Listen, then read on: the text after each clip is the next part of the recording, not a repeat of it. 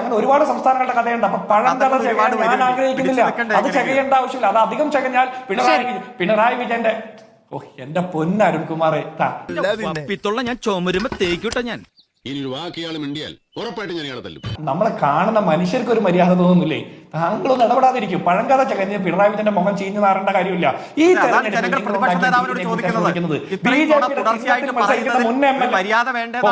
അരുൺകുമാരെ ഒന്ന് നിർത്ത്.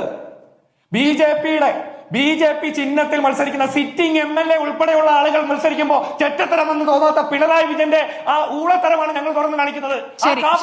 ഡീലാണ് ഞങ്ങൾ തുറന്നു കാണിക്കുന്നത്. അതിനുശേഷം തിരുവനന്തപുരം കാണാൻ പോയോ ത്രിവിക്രമ ഉസ്തല്ലേ?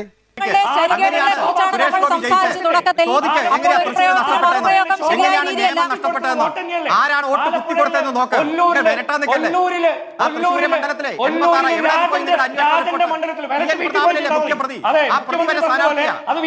പകലും രാത്രിയും രഹസ്യം പരസ്യം ഉണ്ടാക്കിയത് ആരൊക്കെയാണെന്ന് പൊതുസമൂഹത്തിന് അറിയാം. എന്നിട്ട് ഡീലെന്നും പറഞ്ഞ് ഇറങ്ങിത്തിരിച്ചിരിക്കുന്നു. മുൻകൂർ ജാമ്യമാണ് മിസ്റ്റർ ഇത്. മുൻകൂർ ജാമ്യം, കോൺഗ്രസിന്റെ മുൻകൂർ ജാമ്യം. ഈ കേരളത്തിൽ ദയനീയമായി തോക്കാൻ പോകുന്നു.